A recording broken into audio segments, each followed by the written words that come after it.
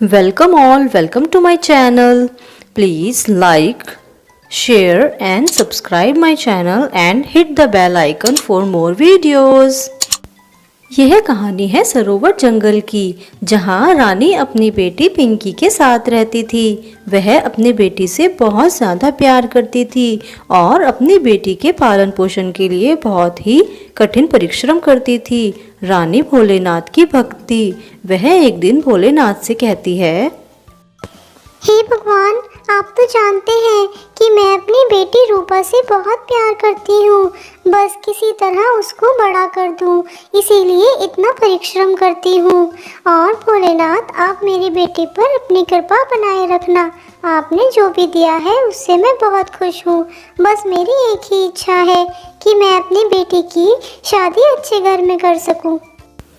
कुछ देर बाद रानी कालिया के ढाबे की तरफ चली जाती है, जहाँ वह काम करती थी। वहाँ कालिया बहुत गुस्से में उसका इंतजार कर रहा होता है। रानी के ढाबे पर आते ही वह अंदर चली जाती है। कालिया उसे बहुत ज्यादा डांटता है और कहता है, रानी, अब तुम्हारा रोज का नाटक हो गया है। तुम रोज ही लेट आने लगी हो और रोज तुम्हारा एक बहाना तैयार रहता है। अगर ऐसे ही काम करना है तो तुम यहाँ से जा सकती हो। रानी कहती है, नहीं नहीं कालिया जी, मेरे साथ ऐसा मत कीजिए। मैं कल से समय से आऊंगी। आज मुझसे गलती हो गई। अगर आप मुझे निकाल देंगे तो मैं कैसे काम करूंगी। कालिया कहता है। हाँ हाँ ठीक है, अब जाओ, जाकर अपना काम करो। और इस तरह रानी किचन में आ जाती है। वह वहाँ पर जल्दी जल्दी खाना बनाने लगती है और जल्दी ही वह सारा खाना बनाकर तैयार करने की कोशिश करती है। बहुत जल्दी रानी सारा खाना बनाकर तैयार कर देती है और अब उस खाने को वह बाहर होटल में ले जाती है और सबको एक एक करके दे देती है। सभी पक्षी रानी का बनाया खाना बहुत स्वाद से खाते हैं। अब शाम का समय हो गया था। कालिया कहता है, रानी, आज का काम खत्म हो गया है। ये लो तुम्हारे पैसे और बचा हुआ खाना। कल समय से आना, समझी? रोज रोज देर आना नहीं चलेगा। रानी कहती है, कालिया जी, थोड़े से पैसे बढ़ा दीजिए। इनसे घर का खर्चा नहीं चल पाता और मुझे अपनी बेटी की शादी के लिए पैसे जोड़ने भी हैं। तब कालिया कहता है, अरे रानी, तुम क्यों चिंता करती हो? मैं तुम्हारी बेटी की शादी के लिए अपने पास ही पैसे जोड़ रहा हूँ। इसीलिए तुम्हें महीने के कम पैसे देता हूँ और इसीलिए तुम्हें रोज खाना भी तो देता हूँ ना। तुम चिंता मत करो, मैं तुम्हारी बेटी की शादी के समय तुम्हें इकट्ठे ही पैसे दे दूंगा। यह सुनकर रानी खुश होकर वहां से चली जाती है और घर आकर भगवान के सामने कहती है, हे भोलेनाथ, कालिया जी ने तो मेरी सारी चिंता ही दूर कर दी। वह बहुत अच्छे हैं। वह मेरी बेटी की शादी के लिए पैसे जोड़ रहे हैं। अब मुझे चिंता की कोई बात नहीं है। अब मैं अपनी बेटी की शादी धूमधाम से कर पाऊंगी। हे भोलेनाथ, मेरी बेटी पर अपना आशीर्वाद बनाए रखना। तभी उसकी बेटी वहां आ जाती है। माँ माँ, आप आ गई। माँ, मुझे बहुत भूख लगी है, जल्दी से खाना दीजिए माँ। रानी कहती है, हाँ बेटा, पहले मैं भगवान को भोग लगा दूं, फिर तुम्हें खाना देती हूँ। और रानी भगवान को प्रसाद चढ़ाती है और फिर अपनी बेटी से कहती है, ये लो बेटा, अब तुम खाना खा लो और खाना खाकर सो जाओ। और अब इस तरह समय बीतने लगा। रानी रोज अपने काम पर जाती और अब वह और भी ज़्यादा मेहनत से काम करती। सभी उसके खाने की बहुत तारीफ किया करते थे और वह सभी को बड़े दिल से खाना खिलाती थी। धीरे धीरे समय बीतता रहता है, लेकिन उसकी शिव भक्ति में कोई भी कमी नहीं आती। वह रोज सच्चे मन से भोलेनाथ की भक्ति करती है और इतना ही नहीं, वह बीच बीच में सभी पक्षियों की मदद भी किया करती थी। वह जब भी खाना लेकर आती, वह सभी पक्षियों को दिया करती। एक दिन एक चिड़िया उससे कहती है, रानी, तुम बहुत अच्छी हो। तुम्हें पता था कि मैं अपने अंडों को छोड़कर नहीं जा सकती, इसीलिए तुमने मेरे लिए खाना लाई। तुम्हें भगवान इसका फल जरूर देगा। तुम बहुत अच्छी हो रानी। इसी तरह धीरे धीरे समय बीतने लगता है। अब रानी की बेटी रूपा बड़ी हो जाती है और रानी की अब बस एक ही इच्छा थी कि उसकी बेटी के लिए एक अच्छा जीवन साथी मिल जाए। तभी नीलो चिड़िया वहां आती है और रानी से कहती है, रानी बहन, तुम्हारी बेटी के लिए एक बहुत अच्छा रिश्ता लेकर आई हूँ। मेरी एक बहुत पक्की सहेली है, उसके बेटे से तुम्हारी बेटी की बात चलाई है मैंने। अगर तुम्हारी बेटी की शादी वहाँ हो गई तो तुम्हारी बेटी बहुत खुश रहेगी। वह बहुत अच्छी है और तुम किसी भी तरह की चिंता मत करो, कल वे तुम्हारी बेटी को देखने आ रहे हैं। तब रानी कहती है, अरे नीलो बहन, तुमने तो मेरी सारी चिंता ही दूर कर दी। मुझे अपनी बेटी की शादी की बड़ी चिंता थी। अगले दिन सभी उसकी बेटी को देखने आ जाते हैं और रानी की सास कहती है, अरे वाह, ये तो बहुत प्यारी है, हमें आपकी बेटी बहुत पसंद आई। और रूपा को शगुन की थाली देती है और कहती है, आज से आपकी बेटी हमारी हुई, अब शादी की तैयारियां कीजिए। अगले दिन रानी कालिया के घर जाती है। वहाँ कालिया और उसकी पत्नी बातें कर रहे होते हैं।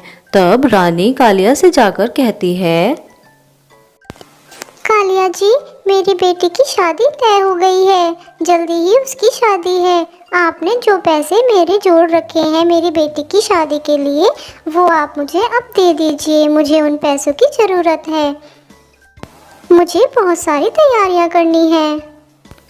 रानी की बात सुनकर कालिया कहता है, अरे अरे, कौन से पैसे, कैसे पैसे? मैंने तुमसे कोई वादा नहीं किया था पैसों के लिए। मैं तुम्हें रोज खाना देता था और तुम्हारे महीने के पैसे भी दे देता था। अब मेरे पास कोई पैसा नहीं है। रानी रोने लगती है और कहती है, कालिया जी, ऐसा मत कीजिए कालिया जी।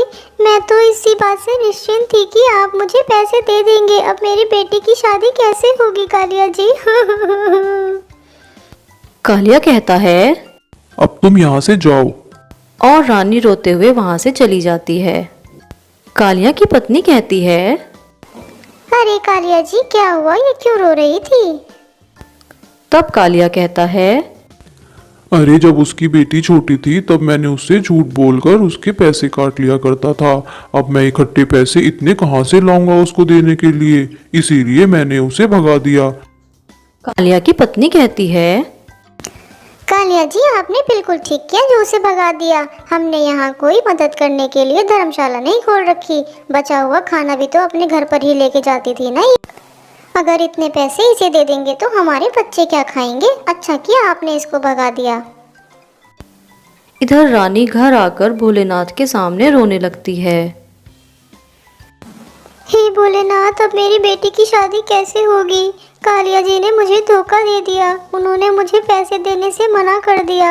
अब मेरी बेटी की शादी कैसे होगी? मैं अपनी बेटी को क्या जवाब दूंगी? मेरी बेटी शादी को लेकर बहुत खुश है, अब मैं उसे क्या जवाब दूंगी? इस तरह रानी बहुत रात तक रोती ही रहती है। उसे अपनी बेटी की शादी की बहुत ज़्यादा चिंता हो जाती है और वह देर रात सो जाती है। सोते समय रानी को सपना आता है। सपने में उसे भोलेनाथ दिखते हैं और वे रानी से कहते हैं, रानी, मैं तुम्हारी भक्ति और दूसरों की मदद करने के स्वभाव से बहुत ही प्रसन्न हूँ। तुम अपनी बेटी की शादी की चिंता बिल्कुल भी मत करो। जिस घर में तुम रहती हो उस पेड़ के नीचे एक बक्सा मिलेगा तुम्हें। उस बक्से में मेरा आशीर्वाद है। तुम उससे अपनी बेटी की शादी धूमधाम से करना। और इतना कहकर भोलेनाथ वहां से चले जाते हैं। रानी की अचानक आंख खुलती हैं। तभी उसकी बेटी वहां पर आती है और रानी अपनी बेटी को सारी बात बताती है। वे दोनों माँ बेटी मिलकर पेड़ के नीचे खोदना शुरू करती हैं और वहां पर उन्हें सच में एक बक्सा मिलता है।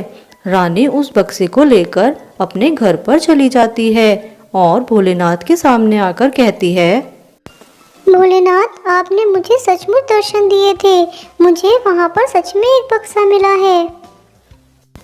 और उसे खोलने पर रानी को बहुत सारे जेवर और पैसे मिलते हैं। रानी कहती है, हे भोलेनाथ, आपने तो मेरी सारी चिंता ही दूर कर दी। अब मैं अपनी बेटी की शादी धूमधाम से कर पाऊंगी। सच में आप भोलेनाथ हैं। इधर कालिया के होटल में अब कोई भी खाना खाने नहीं आता था, क्योंकि सबको रानी के हाथ का खाना खाना पसंद था। अब कालिया रानी को बुलाने के लिए उसकी घर की तरफ चलने लगता है। वहां पर जाकर वह रानी की सारी बातें सुन लेता है और बिना कुछ कहे वहां से वापस चला जाता है। अपने घर आकर कालिया अपनी पत्नी से कहता है, काली, मुझे लगता है रानी को बहुत बड़ा खजाना मिला है। इस पर उसकी पत्नी कहती है, अरे फिर इंतजार क्या कर रहे हो, जाओ जाकर जल्दी से वो खजाना लेकर आओ। और कालिया खजाना लेने के लिए चला जाता है।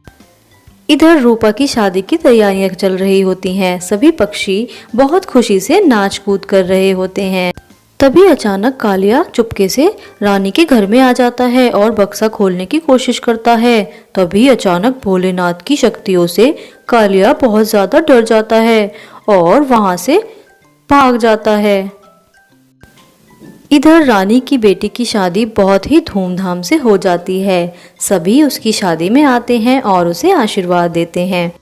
शादी की सभी रस्में होने के बाद रानी रूपा और उसके पति को भोलेनाथ के सामने ले जाकर कहती है, हे भोलेनाथ, आपने मुझे सब कुछ दिया। आपने मेरी बेटी के लिए बहुत अच्छा जीवन साथी भी उसे दिया। अब आप मेरी बेटी को आशीर्वाद दीजिए कि वो हमेशा खुश रहे। तभी वहां पर फूलों की बारिश होने लगती है और फिर रानी और उसकी बेटी हमेशा खुश रहते